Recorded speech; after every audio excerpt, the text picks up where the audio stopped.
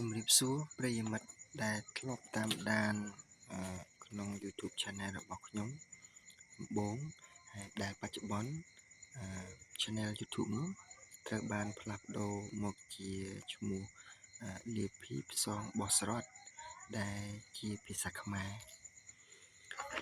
នៅថ្ងៃនេះខ្ញុំបាទមានសេចក្តីសំណោះរីករាយក្នុងការបន្តប្រធានបទមួយតាក់ទងទៅនឹងកិច្ចការងារនយោបាយនៅសហរដ្ឋអាមេរិកបាទដែលនិយាយអំពីសហរដ្ឋអាមេរិកបានរស់នៅនិងបន្តរស់នៅក្នុងគេថាគ្មានប្រវត្តិសាស្ត្ររស់នៅដោយគ្មានប្រវត្តិសាស្ត្រក្នុងរយៈពេល12ឆ្នាំដែលប្រធានបទនេះខ្ញុំបានលើកឡើងក្នុងរយៈពេល1ឆ្នាំទៅហើយបាទក្នុងន័យលើកយកមកបកស្រាយបន្តទៀតជាលើកទី2នេះមិនមែនក្នុងន័យបន្តិចមួយអាប់ឬក៏បន្ថយកិត្យានុភាពរបស់សហរដ្ឋអាមេរិកនៅក្នុងប្រទេសរបស់ខ្លួនឬក៏ពិភពលោកនោះទេក៏ប៉ុន្តែគឺជាសមានចិត្តមួយចំពោះពលរដ្ឋអាមេរិកក៏ដូចជាអ្នកនយោបាយអាមេរិកអំពីសេចក្តីស្រឡាញ់ចំពោះសហរដ្ឋអាមេរិកក្នុងនាមជាប្រទេសក្នុងនាមជាពលរដ្ឋដែលមិនមែនជាពលរដ្ឋអាមេរិកហើយមិនបានរស់នៅក្នុងប្រទេសអាមេរិកទេផងដើម្បីកុំឲ្យខាតពេលខ្ញុំសូមជម្រាបជូននិងបកស្រាយជូនប្រិយមិត្តដែលកំពុងតែតាមដានក៏ដូចជាធ្លាប់តាមដាននិងប្រិយមិត្តថ្មីដែលអាចនឹងតាមដាននៅពេលខាងមុខអូខេ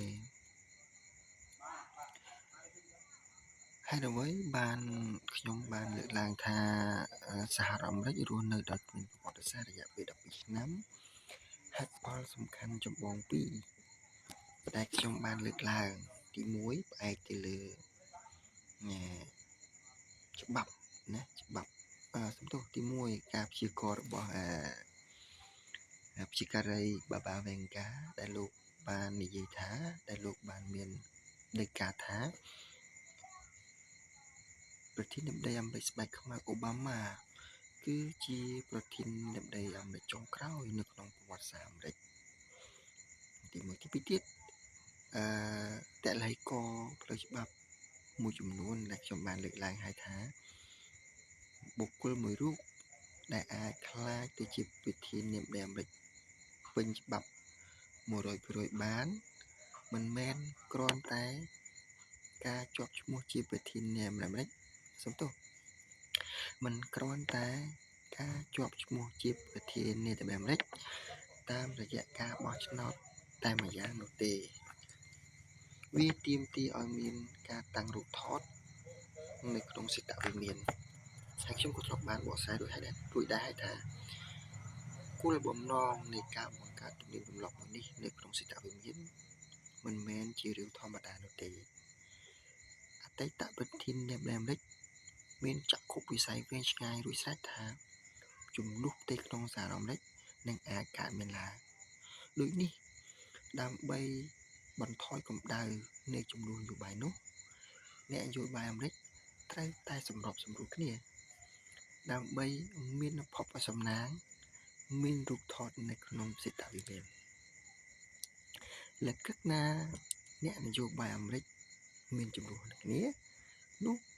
ពួកគាត់អាចនឹងប្រឈមនឹងការពុំមានវត្តមានរូបថតនៅក្នុងសេតវិមានហើយនឹងប្រឈមនឹងការមិនមានឈ្មោះជាប្រធានាធិបតីអាមេរិកផ្លូវច្បាប់ពេញលេញនៅពេលប្រវត្តិសាស្ត្រថ្មីកើតឡើង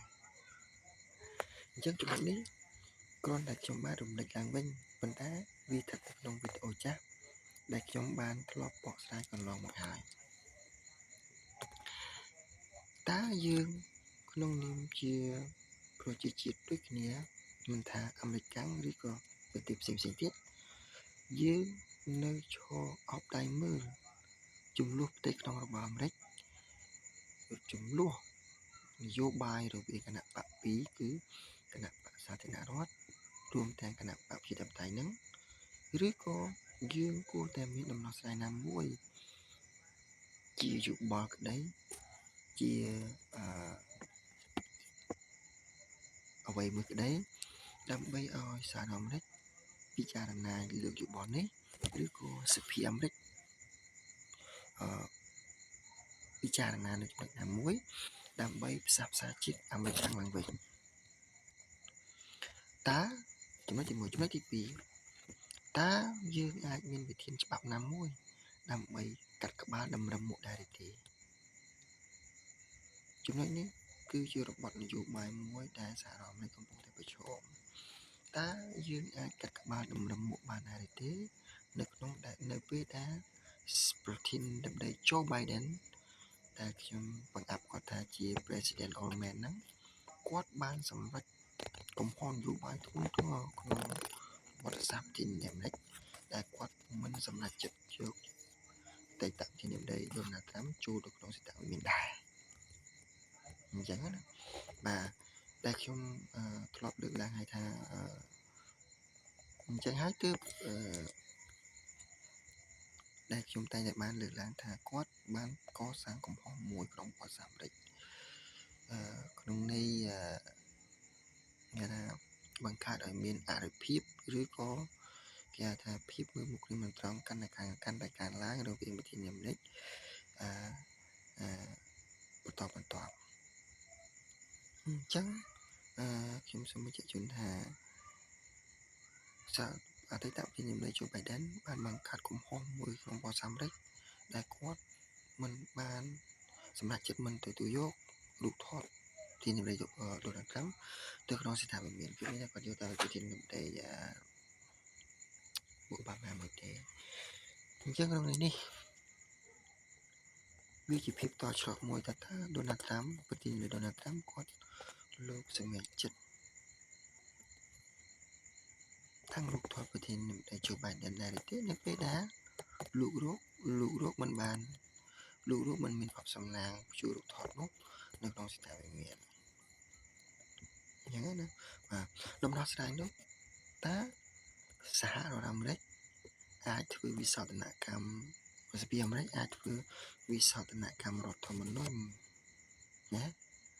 ដើម្បីកែចំណុចនេះឬក៏ខ្ញុំមិនបានសិក្សាស៊ីជម្រៅដែរពីព្រោះវាគឺជាទំនៀមទម្លាប់ល្អមិនដឹងថាទំនៀមទម្លាប់ល្អនេះបានចែងនៅក្នុងរដ្ឋធម្មនុញ្ញឬក៏អត់ទេក៏មិនដែរខ្ញុំនិយាយរួមអញ្ចឹងឬក៏មានការខកចែងដែលយល់ឃើញថាទំនៀមទម្លាប់នោះមានសារៈសំខាន់ខ្លាំងក្នុងរបបនយោបាយនេះទើបធ្វើឲ្យសភាអាមេរិកគួរតែចែងទំនៀមទម្លាប់នោះនៅក្នុងរដ្ឋធម្មនុញ្ញអាមេរិកចឹងទៅយើងនិយាយយ៉ាងណាឬក៏យ៉ាងណាតើនៅពេលដែលយើងចែងច្បាប់ទំនៀមទម្លាប់ល្អរបស់ប្រទេសអាមេរិកនៅក្នុងរដ្ឋធម្មនុញ្ញតែខុសអំពីវត្តសាស្ត្រអាមេរិកតើវាគឺជាការតម្រឹមក្បាលយកក្បាលតម្រឹមមុខឬក៏យ៉ាងណានេះគឺជាបញ្ហាប្រឈមមួយនៅក្នុងវិបត្តិនយោបាយអាមេរិកនៃវិបត្តិបច្ចុប្បន្នហើយដែលពុំមានអ្នកណាម្នាក់សូវលើកយកមកនិយាយទេចំណុចទី1ចំណុចទី2តើសហរដ្ឋអាមេរិកអាចផ្លាស់ប្ដូរសភាអាមេរិកអាចបោះឆ្នោតឬក៏ផ្លាស់ប្ដូររបបដែរទេមានន័យថាសហរដ្ឋអាមេរិកអាចផ្លាស់ប្ដូរទៅជារបបរាជានិយមបានដែរទេគំនិតនេះមិនមែនជារឿងថ្មីទេអ្នកនយោបាយអាមេរិកធ្លាប់បានលើកឡើងដែរកាលពីមុនណាឆ្នាំទៅដែលចង់ធ្វើឲ្យសហរដ្ឋអាមេរិកក្លាយទៅជាប្រទេសរាជានិយមវិញហើយគេបង្ហោះរូបភាពប្រធានាធិបតី Donald Trump អីចឹងទៅបាទតើបើសិនបើសភាអាមេរិកធ្វើរឿងនឹងមែនបង្កើតរាជាណាចក្រថ្មីនៅទឹកដីអាមេរិកមែនសំណួរសួរថាតើរាជានិយមអាស្រ័យរដ្ឋធម្មនុញ្ញនោះអាចយករូបថតប្រធានាធិបតីអាមេរិកពីរូបនេះដាក់ចូលសិទ្ធិវិមានបានដែរទេតើដាក់ក្នុងន័យអ្វីតើច្បាប់ថ្មីនេះរបបថ្មីនេះអាចប្រឆាំងនឹងប្រវត្តិសាស្ត្រអាមេរិកធ្ងន់ធ្ងរតាំងពីអាមេរិកកកើតឡើងឬក៏យ៉ាងណាពិតណាស់ដំណោះស្រាយមួយនេះពិតជាមិនអាចឆ្លើយតបទៅនឹងការតម្រូវចិត្តរបស់អតីតប្រធា នដីអាមេរិកទាំងពីររូបនេះទេក៏ប៉ុន្តែយ៉ាងហោចណាស់ក៏វាជាថ្នាំមួយបន្ទន់ចិត្តធ្វើឲ្យអតីតប្រធានាធិបតីអាមេរិកទាំងពីររូបនេះអស់ចិត្តថាពួកគាត់ពិតជាមិនអាចខ្លាចទៅជាប្រធានាធិបតីអាមេរិកស្របច្បាប់ 100% បាននោះទេដូចនេះនេះគឺជាភាពតច្រកមួយមិនដឹងថាពលរដ្ឋអាមេរិកធ្លាប់គិតពីចំណុចនេះដែរទេឬក៏សភាអាមេរិកធ្លាប់គិតពីចំណុចនេះដែរទេការលើកឡើងនេះមិនមែនជាការបន្ទុកបង្អាប់ឬក៏បញ្ជាក់កំហឹងមហាជនអាមេរិកទេក៏ប៉ុន្តែវាគឺជាការរួមចំណែកផ្សះផ្សាជាតិមួយសម្រាប់ពលរដ្ឋអាមេរិកថាតើពួកគាត់គួរតែជ្រើសរើសវិធីណាមួយតាមរយៈតំណែងរបស់គាត់នៅសភាហ្នឹងដើម្បីធ្វើឲ្យមានភាពស្ងប់ចិត្តទាំងសងខាងទាំងអ្នកនយោបាយអាមេរិកទាំងប្រធានាធិបតីអាមេរិកកំពុងតែមានដែលជាកំពុងប្រធានបទតៅគុកដែលខ្ញុំកំពុងតែលើកឡើងនេះអញ្ចឹងណាបាទអញ្ចឹងខ្ញុំសូមបន្ថែមបន្តិចចំណុចបន្តិចទៀតដើម្បីឲ្យជាគេថាគំនិតឬក៏យោបល់ល្អមួយសម្រាប់ប្រជាជាតិអាមេរិកណាក្នុងឆ្នាំថ្មីនេះសំណួរសួរមួយទៀតថាហេតុអ្វីបានជាយើងប្រឹងប្រែងឈឺឆ្អាលចំពោះសហរដ្ឋអាមេរិកម្លេះសំណួរនេះគួរតែពលរដ្ឋអាមេរិកជាអ្នកឆ្លើយអញ្ចឹងហេតុអ្វីបានជាយើងជាជាតិសាសន៍ដទៃគួរតែឈឺឆ្អាលប្រឹងប្រែងលើចំណុចនេះចំពោះសហរដ្ឋអាមេរិកម្លេះពិតណាស់សហរដ្ឋអាមេរិកគឺជាមហាអំណាចលេខ1ក្នុងលោកដែលមានកម្លាំងយោធាខ្លាំងបំផុតហើយនឹងមាននយោបាយការទូតគួរឲ្យទាក់ទាញដែលទាក់ទាញប្រទេសជាតិទូទាំងពិភពលោកលើសពីពាក់កណ្ដាលអញ្ចឹងសន្តិភាពអាមេរិកពិតជារួមចំណែកក្នុងការកសាងសន្តិភាពពិភពលោកនៅក្នុងសករាជថ្មីនេះពិតណាស់នយោបាយនៃប្រទេសលោកខាងកើតក៏មិនអត់ដែរប៉ុន្តែយើងទទួលស្គាល់ថាក្រោយការដួលរលំសហភាពសូវៀតនិងការខិតខំប្រឹងប្រែងនៃមហាអំណាចថ្មីចិនក៏មិនទាន់អាចប្រឈមមុខជាមួយនឹងការប្រកួតប្រជែងប្រជាប្រិយភាពនេះបានដែរដែលយើងនិយាយតែគួរការព្យាក្រឹតអញ្ចឹងមានន័យថា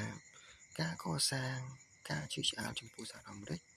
វាពាក់ព័ន្ធទៅនឹងសន្តិភាពពិភពលោកទាំងមូលនៅពេលដែលអាមេរិកមានសន្តិភាពវារួមចំណែកធ្វើឲ្យប្រទេសជាតិផ្សេងទៀតក៏មានសន្តិភាពដែរនាយករដ្ឋមន្ត្រីអាមេរិកដូណាល់ ត្រាំលោកបានមានប្រសាសន៍ថាគ្មានច្បាប់អន្តរជាតិណាមួយអាចគ្រប់គ្រងលោកបានឡើយហើយលោកនឹងសម្រេចចិត្តតាមរយៈក្រឹតប្រធានាធិបតីឬក៏ក្រមប្រតិបត្តិនាទី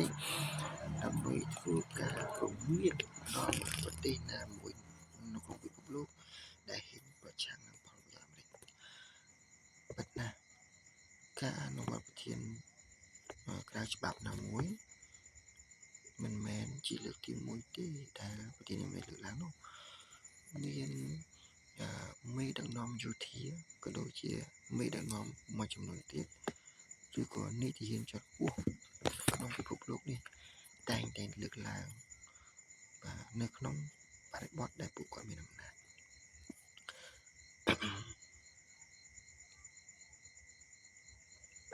ប៉ុន្តែសំណួរសួរមួយថាក្នុងប្រវត្តិសាស្ត្រពិភពលោកមានជាអាចប្រទេសកម្ពុជាការកាត់ទោសមេដឹកនាំខ្មែរក្រហមការកាត់ទោសមេដឹកនាំនៅរវ៉ាន់ដានិយាយនេះមិនមែនមានថាប្រធានាធិបតីអាមេរិកប្រតិបត្តិកម្មនឹងព្រាមទេក៏ប៉ុន្តែគឺជាការដាស់សតិមិនមែនជាការដាស់សតិមានថាជាការរំលឹកនៅគោលការណ៍មួយថាតើមន្ត្រីយោធាជាន់ខ្ពស់គ្រប់រូបណាហើយអាមេរិកប្រធានាធិបតីអាមេរិកក៏ជាមន្ត្រីយោធាដែរគឺជាប្រមុខយោធាជាន់ខ្ពស់របស់អាមេរិកដែលយើងនិយាយរួមណាមិនដែលខ្លាចនៅអ្វីដែលហៅថាឧក្រិដ្ឋកម្មសង្គ្រាមទេពួកគាត់ព្យាយាមស្វែងរក ពាក្យថាវីរៈជនសន្តិភាពវីរៈជនជាតិជនមាតុភូមិរបស់គាត់ក៏ប៉ុន្តែនៅពេលដែលចប់សង្គ្រាមការកសាងសន្តិភាពដោយការកើតសង្គ្រាមស្រាប់តែរបបនយោបាយថ្មីបានចាប់ខ្លួនពួកគាត់ទៅតុលាការព្រហ្មទណ្ឌអន្តរជាតិ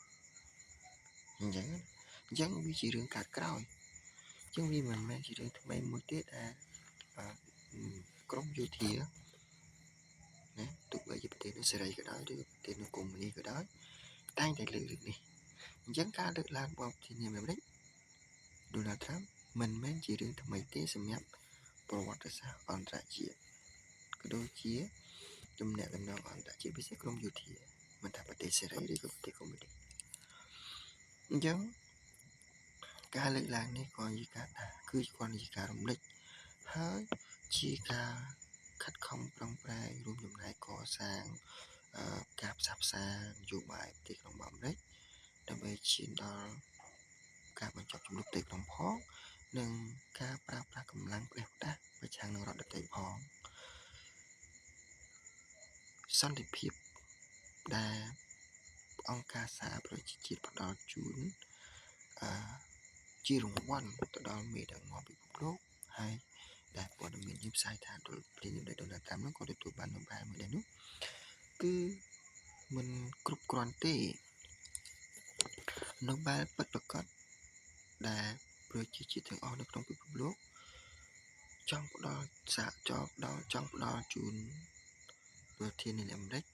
គឺ No Bomb មិនមែន Nobel ទេគឺ No Bomb ហើយ No Bomb នេះគឺជា Nobel សន្តិភាពមួយមិនមែនអង្គការសហប្រជាជាតិផ្ដល់ជូនទេប៉ុន្តែដូចទៅវិញគឺជាប្រជាជាតិទាំងអស់ទូទាំងពិភពលោកដែលផ្ដល់ជូនប្រជាជាតិអាមេរិកដែលមានតំណែងជាប្រធានាធិបតីអាមេរិកអញ្ចឹងត្រឡប់មកវិញការចូលរួមចំណែកកសាងសន្តិភាពអាមេរិកពិតជាមានសារៈសំខាន់ក្នុងការកសាងសន្តិភាពពិភពលោកអញ្ចឹងត្រឡប់មកប្រធានបទរបស់យើងវិញដើម្បីបញ្ចប់ភាពតច្រចំនួនផ្ទៃក្នុងរបស់អាមេរិកក្នុងរយៈពេល12ឆ្នាំចុងក្រោយនេះសភាអាមេរិកគួរតែជ្រើសរើសដំណោះស្រាយមួយឬដំណោះស្រាយទាំងពីរនៅក្នុងអ្វីដែលយើងខ្ញុំបានលើកជូននេះខាងលើនេះដើម្បីស្ដារស្ថិរភាពពិភពលោកឡើងវិញដើម្បីកុំឲ្យពលរដ្ឋក្នុងលោករស់នៅដោយភាពភ័យខ្លាចក្រោមកិត្តប្រធា